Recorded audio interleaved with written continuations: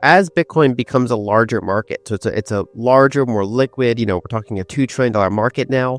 It's more integrated with the traditional finance system rather than, almost entirely disconnected from it as it used to be. I think it'd be disappointing if we don't see at least 150K.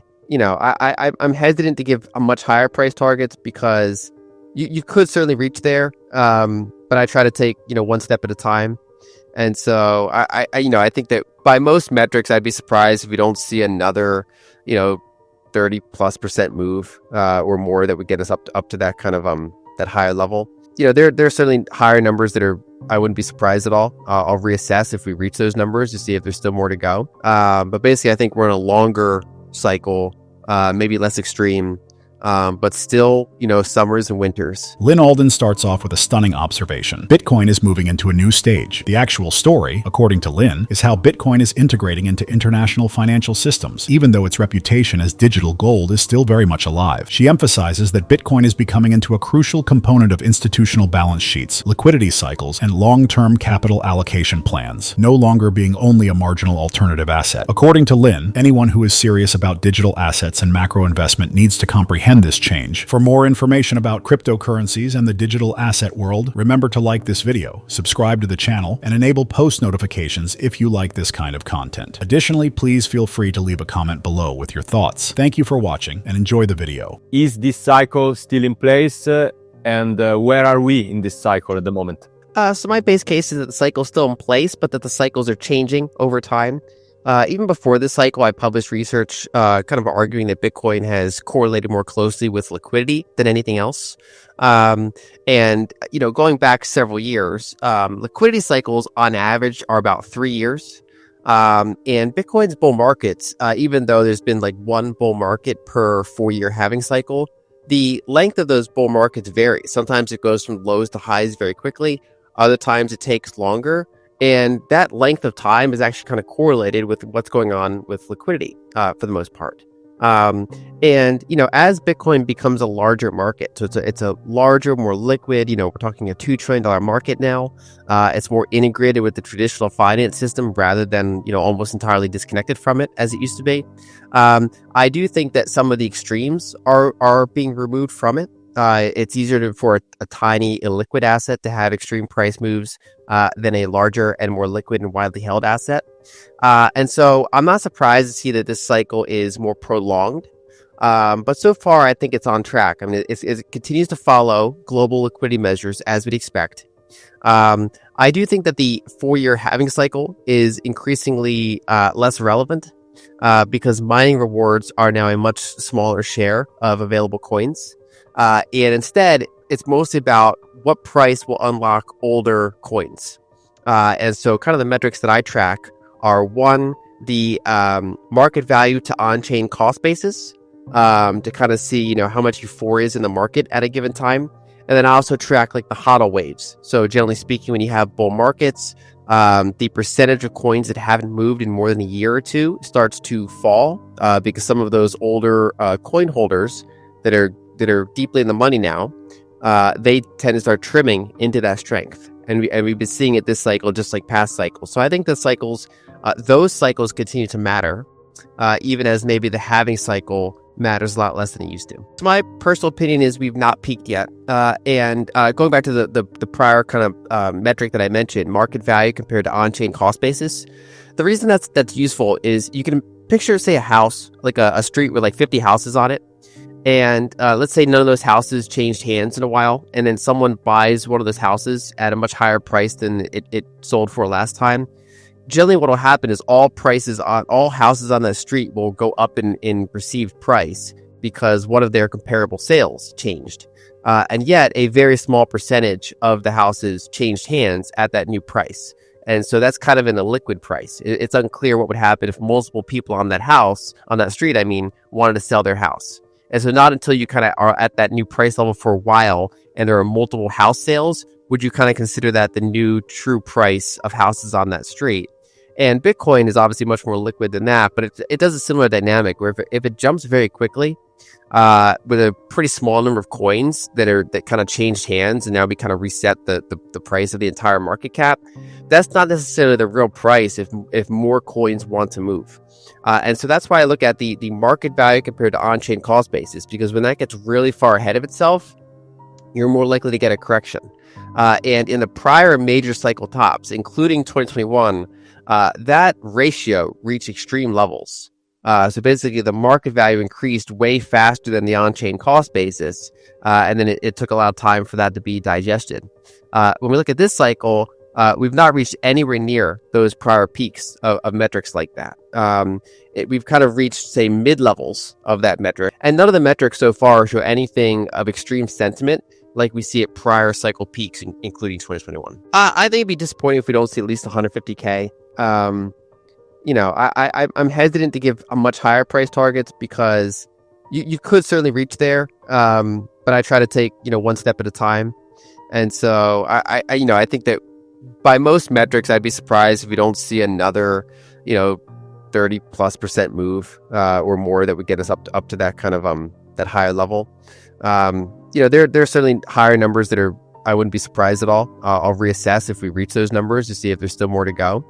But basically, I think we're in a longer cycle, maybe less extreme, but still, summers and winters, still bull markets and bear markets, and I tie them less to the 4-year halving cycle and more toward pockets of euphoria, pockets of depression, as well as the supply-demand cycle. So what kind of higher prices unlock older coins, and what kind of consolidations stop those older coins from getting to the market? I'd say most metrics suggest higher from here, at least moderately. Lyn Alden is straightforward when discussing the big picture. According to her, budget deficits in the U.S. are here to stay. These shortfalls are structural issues rather than merely short-term ones brought on by recessions or high unemployment. Demographics is the primary cause. When baby boomers retire, they begin to withdraw more funds from Social Security and Medicare while making smaller tax payments. Even when the economy is performing well and unemployment is low, this results in continuous budget deficits. Why is this relevant to Bitcoin? Owning tangible assets like gold and Bitcoin is even more crucial because sustained budget deficits frequently result in increased money printing and a declining value of the dollar. To remain up to date on the most recent developments in Bitcoin, cryptocurrencies, and the digital economy, please take a moment to like this video, subscribe to the channel, and enable post notifications. Do you believe that this premium exists? And if so, don't you think that it is not necessarily a sustainable premium? I would view it as the opposite. It de-risked it slightly. So it took away a discount. And so basically when people and institutions invest in Bitcoin, they're pricing in some non-zero tail risk that the government's really going to crack down on it at some point. Even in recent years under the Biden administration, it's kind of been at the periphery of the market. In order to get the spot ETFs in place, literally the SEC had to be sued. And banks have been very restricted in what they can do with it. And I think the market correctly saw that in this current administration, that's less likely to happen. So they priced out a discount that was in. Now, obviously, in 3.5 years, some of that could be reversed based on election outcomes. That's a pretty far time away. And also, the bigger and more liquid the asset gets, the less relevant governments are for managing it, because at that point, the donors own it, the banks own it, it's tied in the financial system. So every kind of 4 years you give it to keep growing, makes it so the next 4 years kind of matters less from a political standpoint. So I'm not really worried about there being a political premium in it, even though obviously the election outcomes do matter for the asset class. Well, leverage is always a risk. And this is, this type of thing has been going on in currency markets for a long time. A carry trade where people will borrow in one currency that they perceive as weak, and they'll use it to get another currency that is either higher yielding or likely to appreciate relative to the currency that they're borrowing. And it tends to be a rather leveraged trade. Bitcoin is similar. It doesn't pay any native yield, but it's scarce and has a lot of price appreciation potential. And so much like you would borrow an emerging market currency and try to buy dollars, there are entities that are arbitraging this by borrowing dollars and using it to buy a much harder asset in Bitcoin. So I think Bitcoin treasury companies make a lot of sense. And there's trillions of dollars of managed capital that is kind of like in walled gardens. These are like asset managers, 401ks, insurance companies. There's all these kind of this big pools of capital that can't really leave their ecosystem too much. They can't go on chain to Bitcoin. And so giving them various securities, whether it's an ETF or whether it's a corporation or whether it's a debt instrument from a corporation, that allows all those different types of managers, whether it's a stock manager, bond manager, discretionary macro manager, to be able to express a bullish view on Bitcoin. So I think it's totally normal. And yet I do think that by the end of this cycle, I'd be surprised if we don't see at least one of these blow up. It comes down to some of these are going to buy in late when there's more signs of euphoria in the market. Some of them might not term out their debt appropriately. So we saw before MicroStrategy got through the prior bear market because they appropriately termed out their debt, and they continue to term out their debt. There could be newer entrants that don't manage this as well. They get overeager. They're less savvy the way they construct things. That's certainly possible. So I do think that like any decent trend, it'll be taken to excess.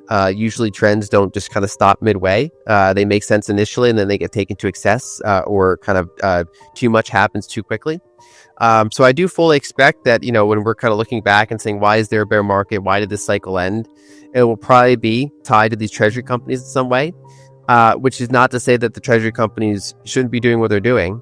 It's just that there's going to be some later or less savvy entities that do it improperly, and the leverage comes back to hit them. According to Lyn Alden, investors are seeing Bitcoin as somewhat safer as a result of recent happenings. She claims that in the past, individuals and organizations have always taken into account the possibility that governments may impose strict regulations on Bitcoin. The crypto business has remained on the periphery of the mainstream financial system. Banks have been subject to severe regulations, and it required lawsuits to eventually get Bitcoin ETFs approved, even during the Biden administration. However, investors have stopped pricing in part of that anxiety, removing what Lyn refers to as a discount on the value of Bitcoin, because she thinks the market now perceives a decreased likelihood of harsh crackdowns from the present administration. Of course, depending on the outcome of the election, this could alter once more in 3 or 4 years, she continues. However, governments find it more difficult to regulate or outright outlaw Bitcoin as it becomes more widespread and intricately linked to the financial system, with banks, contributors, and other large organizations holding it. Bitcoin is less susceptible to the effects of any one political cycle the longer it remains integrated. She also discusses the dangers of using leverage. Carry trades, which involve borrowing a weak currency to purchase a stronger one, are common in conventional currency markets. Sometimes people borrow money to purchase Bitcoin. She believes that this approach makes sense and that there are large money pools, like as retirement accounts, insurance firms, and pension funds, that are unable to readily own Bitcoin directly. Therefore, in order to gain exposure under their stringent investing guidelines, companies require ETFs, stocks, or bonds associated with Bitcoin. Please take a moment to like this video, subscribe to the channel, and enable post notifications for future Bitcoin, macroeconomic, and digital asset content. And as always, happy investing.